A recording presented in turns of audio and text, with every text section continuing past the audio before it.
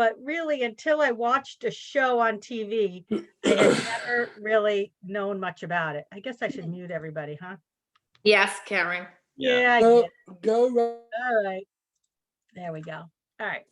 So, yeah, so I saw this show and I'm going to play a short video and you might recognize the person who is talking, at least one of the people you might recognize. So before we waste any more time, we've got a lot to do and we're going to Machu Picchu and it is in Peru. Hold on to your seats because we're going high. Omar, can you mute me?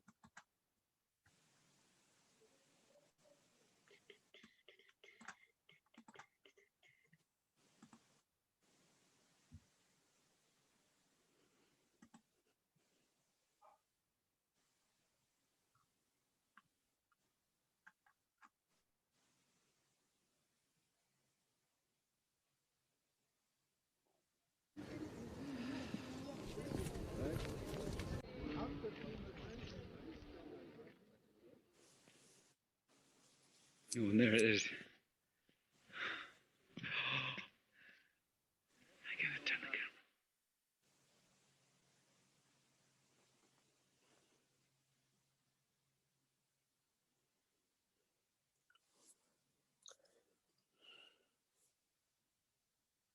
That's so amazing. I'm so happy to see it.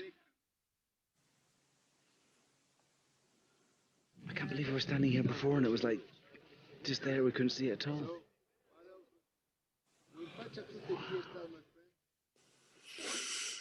Many Inca sites were destroyed by Spanish invaders, but they never found Machu Picchu, thank goodness. Wow, finally made it up here, and there's Machu Picchu. Finally, the clouds are broken. How beautiful it is. The excitement of coming up here and seeing it, and then, you know, and I think what's quite nice is that we've had to wait for it. So we've kind of had a look around and we were talking about it and we were trying to imagine what it must be like. We've seen the pictures and everything, and then suddenly it started to show itself. And mind-blowing, overwhelming, just stunning. Stunning. Most archaeologists believe that it was built as an estate for the Inca Emperor Pachacuti, while others think it was a religious site.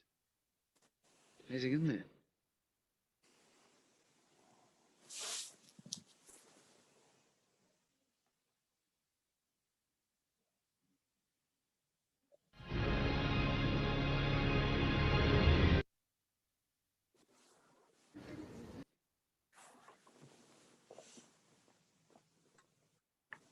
Okay, did anybody recognize the guy?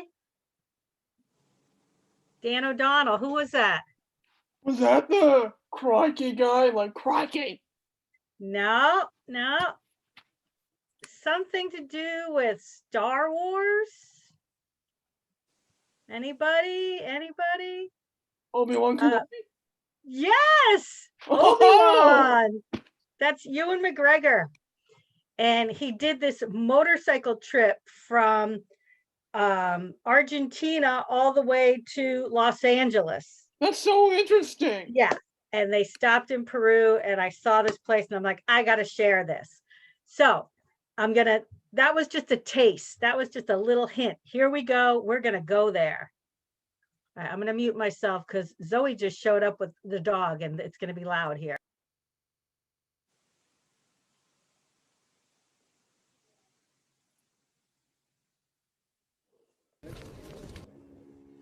Can you make the YouTube louder? Karen, mute it.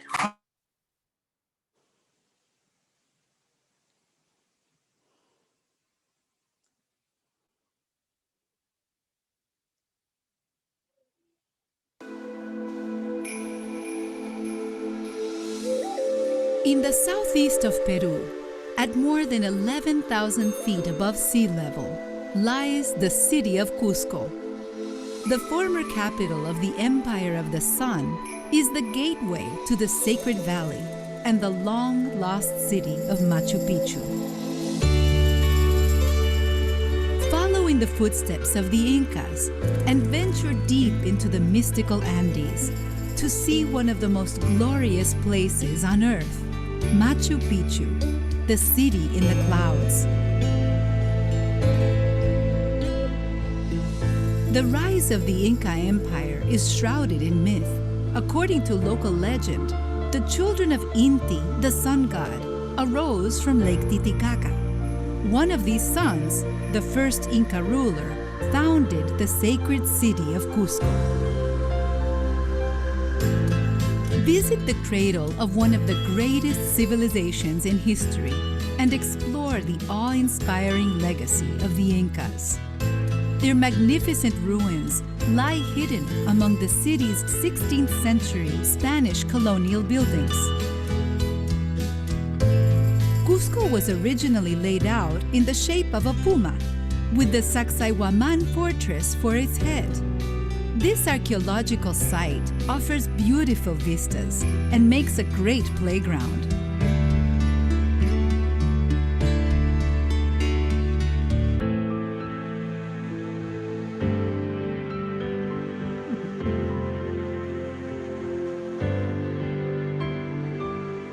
The present-day Plaza de Armas was the Puma's beating heart, Huacaypata. The Spanish destroyed the Inca palace of Huiracocha and replaced it with a cathedral. Opposite it, on the foundations of yet another Inca palace, they built La Compañía Church.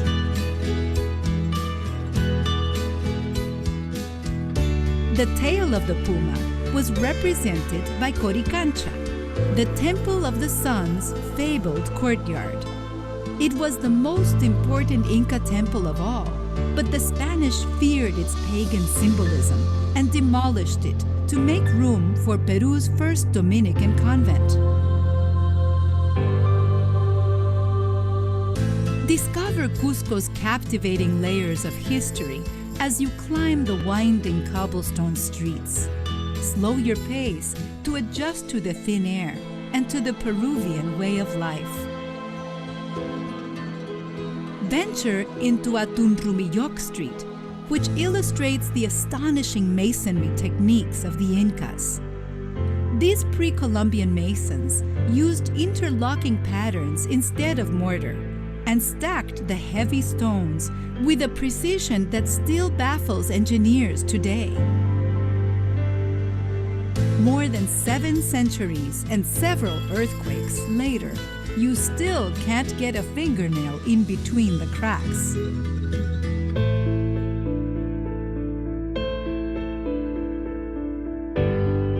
Take a bus trip to the Urubamba Valley, better known as the Sacred Valley, to see how the descendants of the Incas maintain a living presence in Peru. At Urubamba's colorful market, livestock and crops change hands while mischievous dogs run off with the merchandise. Look out over Peru's fertile plains and snow-capped mountains during a visit to Chinchero, the mythical birthplace of the rainbow god.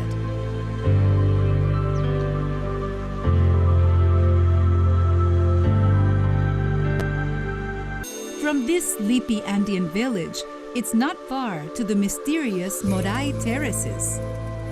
These structures have great acoustics and natural irrigation and cooling, but their purpose remains unknown.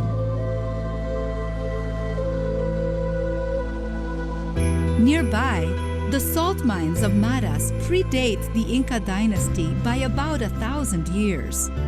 The hundreds of terraced ponds are part of an intricate evaporation system constructed during the time of the Chanapata, one of Peru's earliest civilizations.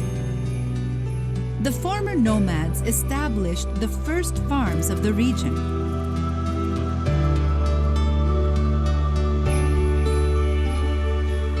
In the far corners of the Sacred Valley lies Ollantaytambo.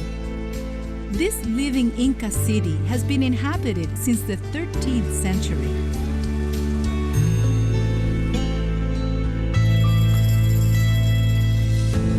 climb its towering staircases to a ceremonial temple set in the mountain face. These ruins mark the start of the 4-day Inca Trail to Machu Picchu, one of the world's most rewarding treks. A quicker way to reach the remote Inca city is catching the train to the riverside town of Aguascalientes and then jumping on a bus into the misty mountains.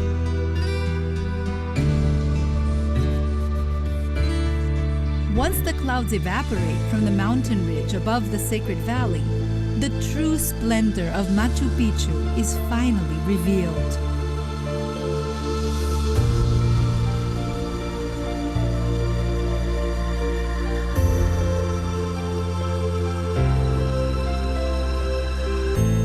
It's a humbling experience to stand at an altitude of nearly 8,000 feet and gaze down at the Inca city below you.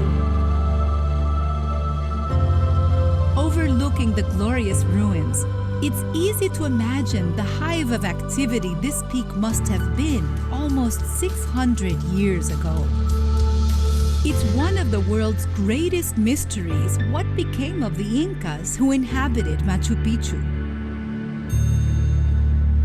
What was once a major bastion in the largest empire on Earth was slowly swallowed by the jungle, only to be uncovered a century ago.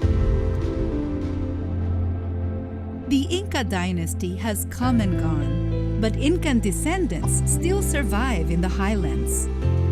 These modern-day children of the sun still speak Quechua and continue to live off the land, although many come to Cusco to sell their crops and alpaca woolen textiles. After dusk, when the story of the Incas becomes a whisper in the night, Cusco is covered under a starry blanket, a backdrop so gorgeous that it deserves to be preserved for eternity.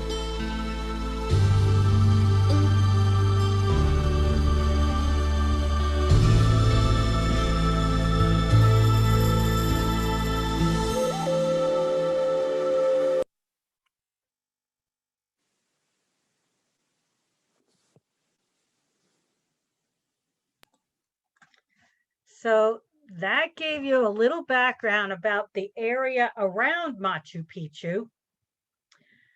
I don't know about you, but it's beautiful. It's mysterious.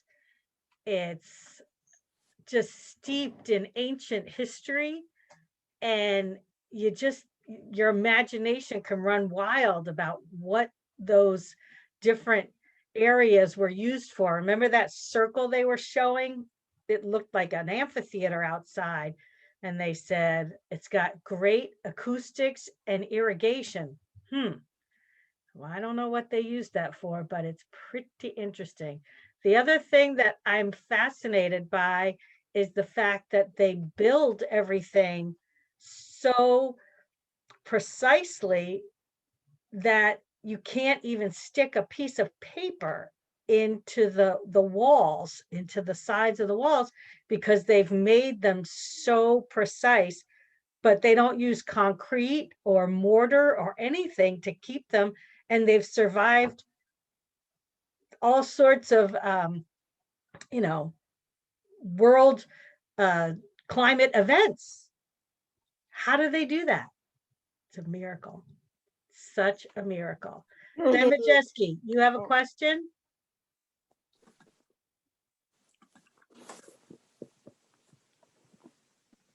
I've been noticing that the chat. I think we should just get rid of it. Oh, I wasn't even seeing it because I was watching the show. So I don't know. I didn't look at it. Well, I'm seeing it now, and I think we should just get rid of it because it's a major distraction. Well, I know when it comes up, it's hard to see the screen. So yeah, maybe people should take a break from that. Yeah. So thanks, Ben. So that was kind of an overview of the area around Machu Picchu. Now we're going to learn about Machu Picchu, what it is, what, why it's there, and how it's lasted all these millions of years. After that, we're going to show a video of a guy who actually travels there and, takes the bus and all the different steps he takes to get there. So here we go.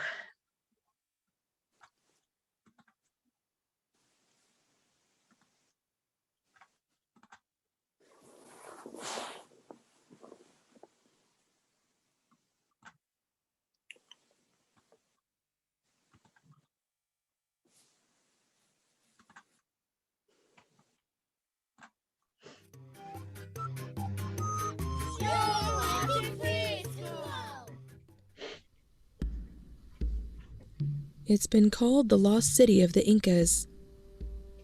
Machu Picchu, hidden atop a mountain in the Andes Mountains of Peru, lay abandoned for centuries before its rediscovery in 1911.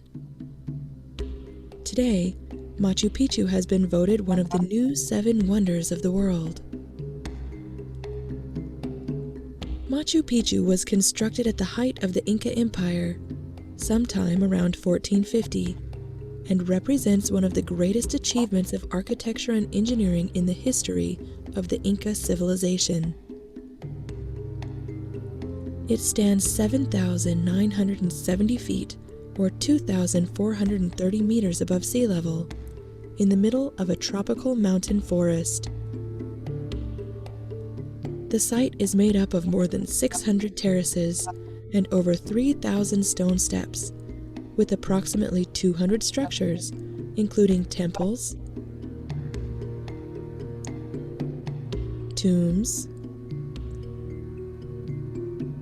palaces, plazas, fountains, and even an astronomical observatory. Archaeologists believe that Machu Picchu was built for the Inca emperor as a religious site high in the mountains that the Inca worshipped, but also as a retreat from the hustle and bustle of the capital city, Cusco, only 50 miles or 80 kilometers away. At one point, between 500 and 1,000 people likely lived there. Although the Inca had no written language, the city they built was well planned and very sophisticated. They constructed terraces on the hillsides, a detail which served the double duty of providing flat land for farming and stabilizing the mountainside to guard against erosion and landslides. They channeled water from mountain springs into stone-lined canals that fed a series of fountains down the levels of the city, ensuring that clean, fresh water was available to all. The city was built using hundreds of thousands of stones, for the most part placed without any kind of mortar holding them together, and all shaped without the use of iron tools. Despite this, the stones fit together so well that 500 years later, you can't fit a knife blade between them. The lack of mortar allows the stones to move slightly, protecting the structures from earthquake damage. Although Machu Picchu was cleverly designed, it was not inhabited for very long. Just over 100 years after its construction, the Inca city in the clouds began to be deserted. Archaeologists do not know exactly what caused the Inca to leave their mountain city. There is no evidence that the conquering Spanish attacked or ever even found the settlement. It is possible that sicknesses brought by the Europeans, like smallpox, killed the inhabitants and forced the abandonment of the site. Once the people had gone, it did not take very long at all for the jungle to overtake the city and hide it from the passing years. It was not until 1911, when the American archaeologist Hiram Bingham visited the site, that it became known to the wider world. Machu Picchu immediately became a sensation, and thousands flocked to see the lost city. Today, Machu Picchu is the most famous tourist attraction in Peru, drawing hundreds of thousands of visitors each year. It was declared a World Heritage Site in 1983 and one of the new 7 Wonders of the World in 2007. Machu Picchu is the best preserved Inca archaeological site in Peru and gives an unparalleled look into Inca civilization, technology, and daily life. I hope you enjoyed learning about Machu Picchu today. Goodbye till next time.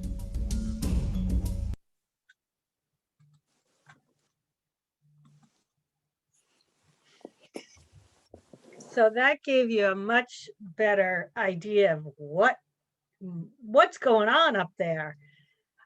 One thing I did learn, and it might be in one of the other videos, is the only thing that lives up there now are llamas. I guess there are lots of llamas that just hang out up there, and when you're doing your tour around, they're usually nearby. Brian Heffernan, you have a question?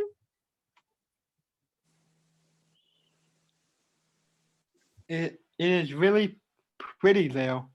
But my question is that where the Emperor's New Groove took place? The what? Emperor's New Groove, I don't know what that is. Disney movie? I have no idea. Yeah. No idea. Anybody know the answer to that question? Dan? I'm sorry, Brian. What movie? The Emperor's New Groove. The Emperor's New Groove. Sounds familiar, but also what I've learned about Peru is like thousands of people want to flock to see it. Thousands of people, and it looks like Yes. paradise down there. Really does. And it is a very, very highly trafficked tourist area. I mean, people love going there. And that's one of the things that's said about the Inca tribe. They come to that town to sell all their pottery and their wares, all the things that they make, because there's so many tourists. Chris, you have a question? The only time I've heard of Peru was from Raiders of the Lost Ark, where the lines on the map showed. That's the only time I heard of Peru. I don't know it that well. Yeah, I don't either. Let's see. Ben Majeski is showing us something. Let me spotlight it. I don't know what it is. Peru. What does it say? The Emperor's New Groove, Brian, is actually in Peru. Yep. Oh, thank you. Yep. I was just reading that too. It's about Cusco. And it was Emperor Cusco, and that's the little city that's down below. So Brian, now we all have a movie to watch, The Emperor's New Groove. Thank you. I did not know that. That is so cool. All right, Emperor's New Groove. Put it on the list, kids. Sounds like an assignment. Yep. Thanks, everybody, for your combined efforts to figure that out. Adam Lewis, you have a question? Yeah. Yep. Right. But I do. Oh, I have learned that about the state of the Peru, that they do lots of grocery shopping.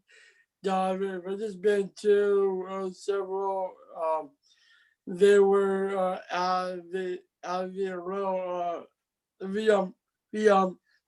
favorite they just went to the supermarket. Is still on the street to buy some things, and well, that is their supermarket. The outdoor markets, that's their supermarket where everything is outdoors. It's beautiful. And I'm sure everything is freshly grown. But I have one quick question. Actually, I just even been to Peru since I was at my since I was at my high school year, since I was over 21. So you learned about Peru when you were in high school? Yeah. Yeah. I learned about it in geography. We used to have these Sweet. geography books, and it was a little kid and his sister and brother, and they would travel all over the world. I don't know if anyone else had those history books. Yeah. But they went to Peru. Yep. Yeah. And I will maybe I'm later maybe I'm later after this is done, but I will send you as a couple of but I will send you both of the other emails to you. I'll read a bit later on. Okay. Thank you. Anybody else have any questions or comments or anything that they noticed that, Patty? I noticed that the steps, the videos show us the steps going up there. I will not do that. I tell you, we would get our exercise going up that set of Okay. steps. I Yeah. will not do that. I never would do that in my lifetime. Oh, I bet you would if you got the chance. I bet you would. No, I won't. I'll be tired. You know, I found it fascinating when they said that the city was planned out to be shaped like a puma. Did you hear that in the second video? Thought that was pretty cool. So pumas must be important in their culture. Anybody else before we go to the next one? All right, I guess we're ready to, oh, Keith, you have a question? What that mean, a puna? A puma Yeah. is like a big black, I think they're usually black. It's like a cougar or a tiger, or, you know, it's in the cat family. Yeah. You ever see puma sneakers? No, They have a little puma on them. I never heard of that before. Yeah, it's an animal. It's a big cat. All right, let's go.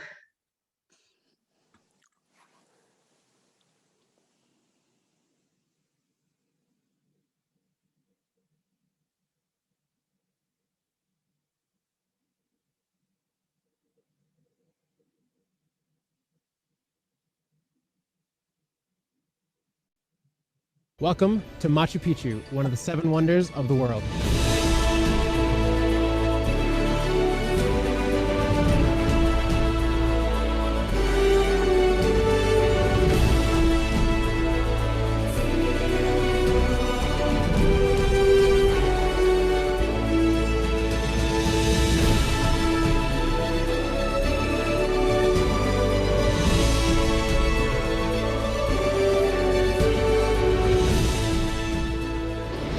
So we've now made it onto the train after a lot of rushing around to get here on time. We're on the train. It's just about 2 hours to get to the base of Machu Picchu, and we're actually going to be going there tomorrow morning. We're about midday now, so we're able to go in this car right here for a relatively low price. It's like 65 bucks to get this one, and if you wanted to do this like earlier in the day, like most people do at 6 a.m., it would have cost you somewhere like $100, $150. So if you go midday and then you go the next morning like we are, you can save some money. So tomorrow morning we're going to go to Machu Picchu. It's pretty cool because we have this open air cart right now. Like you can look outside the window, you can see the snow-capped mountains in the background, all the farmers and everything. So I think it was worth coming and getting the 360-degree car so we can kind of just like look around, take pictures and all that.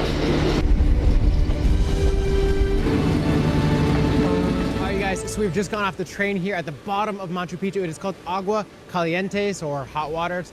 There's hot water springs around here, but I wanted to show this little town because no one ever really shows this town when they're going to Machu Picchu. Usually they just take the train and then show the top of Machu Picchu. But this little town down here is really beautiful. I wanted to kind of show what it was like to go here and then get a bus ticket, because no one shows exactly how to do it. So this video, I'm gonna be showing you how to get around and go up to Machu Picchu, the full thing. Okay. Good to go.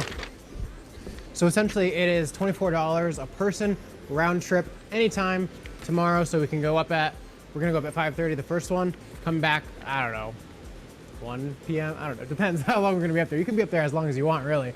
Our time to go in is the first time, which is 6 a.m. We're gonna get the bus just over here, about 100 meters in the morning.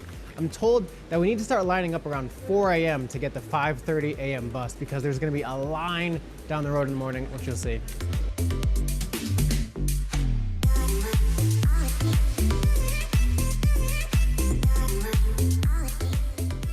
So we're just about to get some lunch right now because this is like one of the best restaurants based on how it looks. There's like a 360-degree view of the town. I take that back, it's probably like 180. But I mean, it's incredible. Look, we have this music playing down below here. We have the water rushing below us. We have everyone walking around. It's very vibrant and sunny. It's just a beautiful town. I'm glad we came here a day early.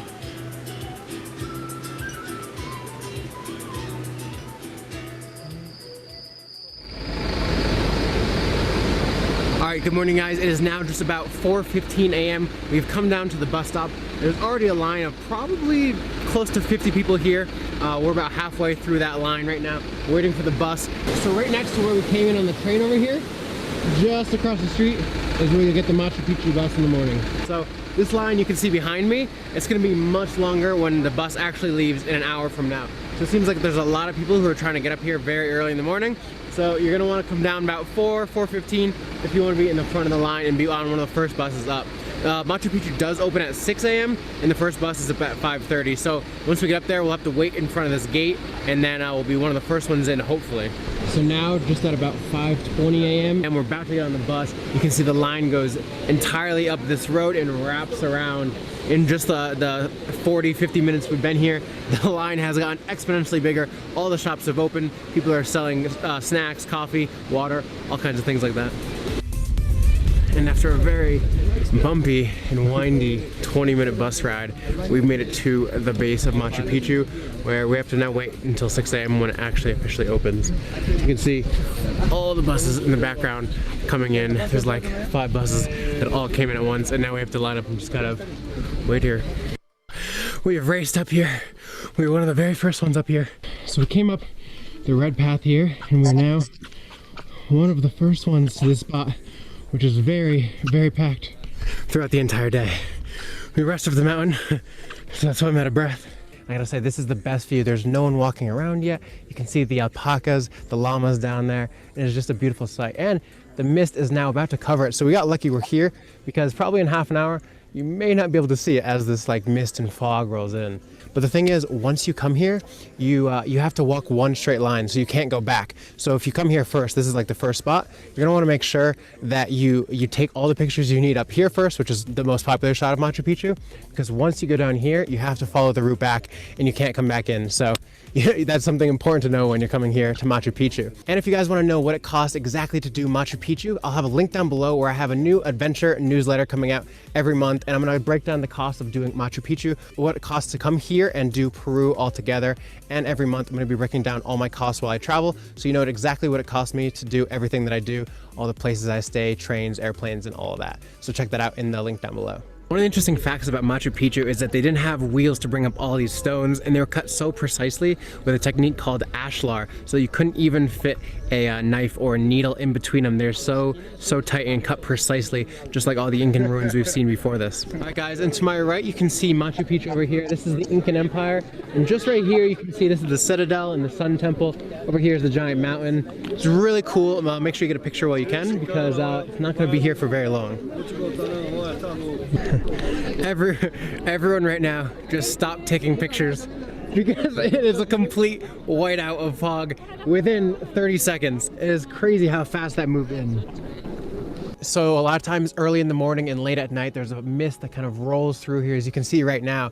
And they actually believed that it was spirits, and then they would take away guides. So sometimes there have been quoted guides gone missing, and they believe that the spirits have taken them. And supposedly the locals sleep on mirrors or reflective foil, supposedly to keep away the spirits. So back in the 1500s, the Spanish Empire defeated the Incan Empire and they destroyed many of the temples around as well as statues, leaving only ruins. One of which was Ollantaytambo, which we saw in the last vlog. That one was torn down and there's only ruins left. So now you can see that the mist is completely gone. It was in and out within a minute and a half, not even 2 minutes, not even two. The mist was all the way through here and evaporated into the sky. And now you have clear Machu Picchu again. So in the native language of Quechua, Machu Picchu means old peak or old mountain. And so we're on the old mountain right now. It's just now about 9 a.m. and I thought this place would be actually even more packed. I thought it would be worse. You know, I thought there'd be a lot more people all over. And while there are a lot of people, it's actually pretty cool because the way that they have it is it's kind of in waves. So we were at the 6 a.m. one, and so they only let in a certain amount of people between that block, and then it's like I think 9 and then 11, something like that. And so when you first come in, you're not joined by thousands of people. It's maybe just like 150 people. So you definitely can get your shots if you come here early. So it's cool finally getting to see Machu Picchu. This is something that I've wanted to see for years. I'm sure many of you guys and a lot of people know about this place. It's one of the 7 wonders of the world. So actually being here and like checking it off is something so cool, especially since it's like something that isn't, I mean, it's accessible, but it's not like super easy. It's not like you can just stroll up to the Colosseum.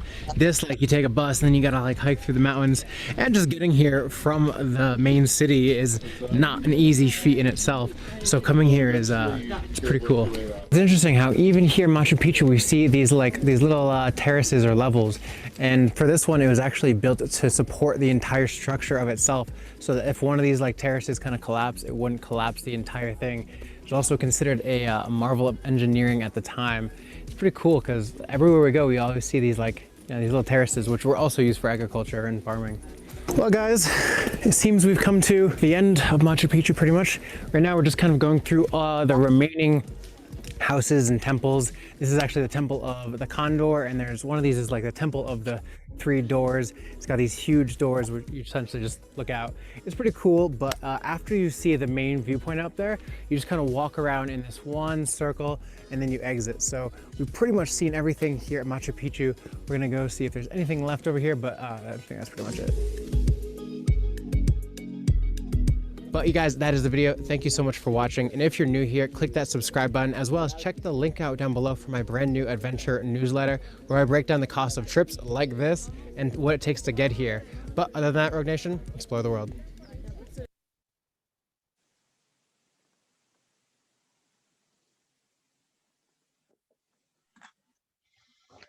I like his last words, explore the world, which is something we're doing from our homes in our COVID lockdown. But isn't it great to see other places and learn about other people? And we're so fortunate to have this technology. Anybody have any comments or questions? Brian? Since it's one of the 7 wonders of the world, what are the others? Oh man, I think the Taj Mahal is one. We learned that when we did India. What else? I'm sure the Sphinx, you know, Mark's looking it up, I can tell, but I'm sure that some of the tombs in Egypt must be. You ready? Ready. Machu Picchu, Great Wall of China, Taj Mahal, Petra, the Colosseum, Chichen Itza. Oh, I've actually been to that one. Colossus of Rhodes, Statue of Zeus at Olympia, Hanging Gardens of Babylon, Lighthouse in Alexandria, Great Pyramid of Giza, you're right, Temple of Artemis, and Mausoleum of Halicarnassus.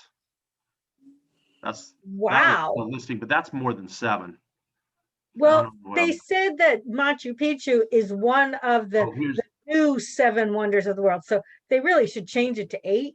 Yeah. So it's the Great Pyramid of Giza, Hanging Gardens of Babylon, Statue of Zeus at Olympus, that's in Greece, Temple of Artemis at Ephesus, the Mausoleum of Halicarnassus, the Colossus of Rhodes, and the Lighthouse of Alexandria, which is in Egypt. Where's the Colossus of Rhodes?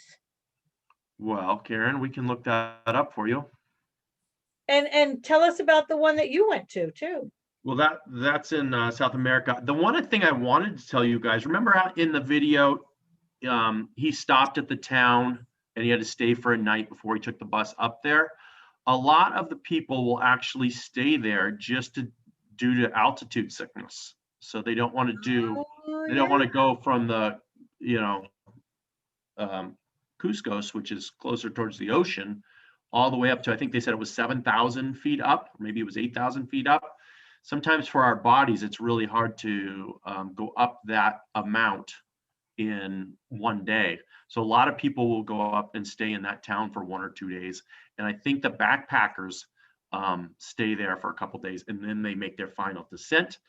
We could ask John Brown about it tonight at Camelot, because I think he and Jose did that hike. So that's interesting you say that, Mark, because when Ewan McGregor was on that motorcycle trip, one of their guys got so sick from the altitude, he had to go back down. He couldn't adjust. Yeah, And, much like it's climbing really scary. the bigger mountains. Sometimes they do a base camp, then they go up a little bit higher, then up a little bit higher, just so your body adjusts. So when all of us go on our AU tour to, Karen's going to charter a plane for us, and we're all going to go to Machu Picchu. We'll stop along the way and camp. So tell us about the place you went. You said it was in South America. Yeah, it's actually not one of them. It's not it was Chichen Itza. So but what is it? Let me find it. When was a little kid? Oh, it wasn't recent. No. I'll find it and then come back to this. Okay, there's a couple questions. Let me see. Is there anybody who we haven't talked to yet? Let's go to Dan.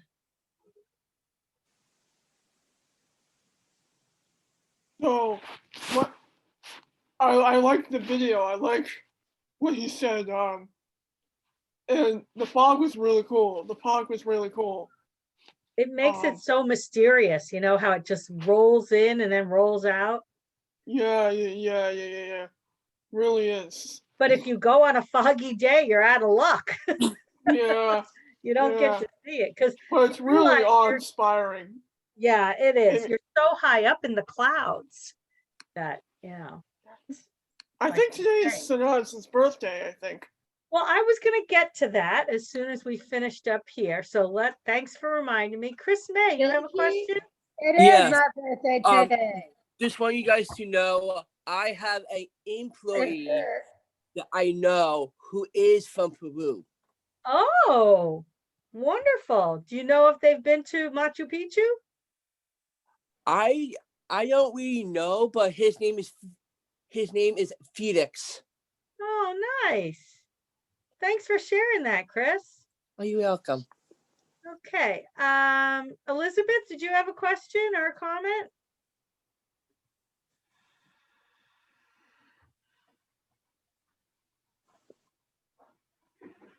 Can you unmute?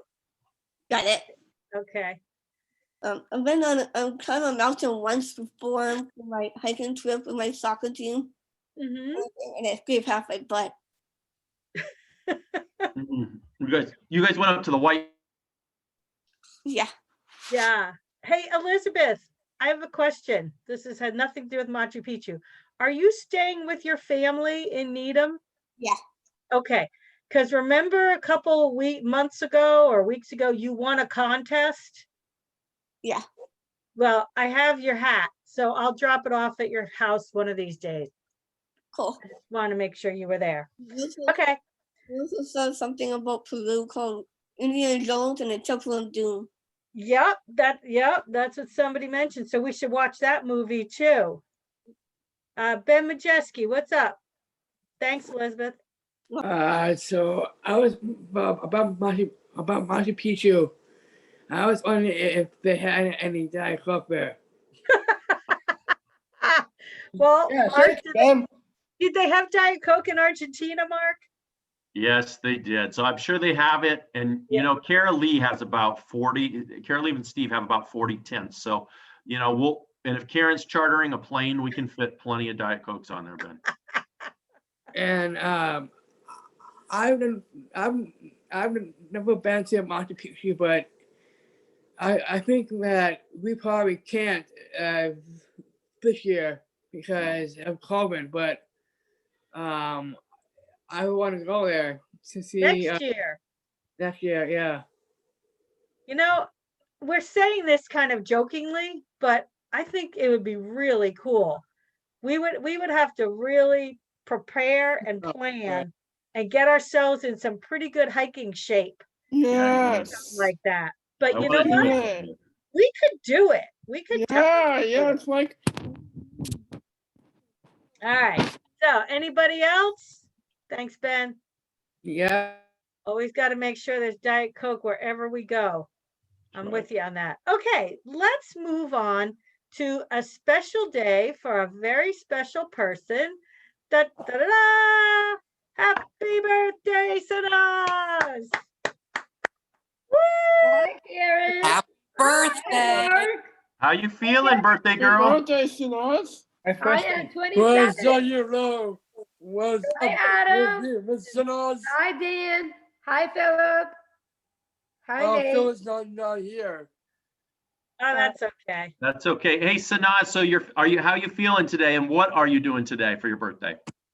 I am really happy and excited. I'm really good. I am going to celebrate my birthday with my mom, my aunt, Ashley, and her sister, my older aunt, my godson, Farhan, his mom, who is my girl cousin, Hania, and that's it really. We're going to have 2 different cakes. We are having we're having a strawberry shortcake, and we are going to have a ice cream cake as well. Ooh. Not a You're making me cabbage hungry, ice cream Sinas. cake, is it? Yep.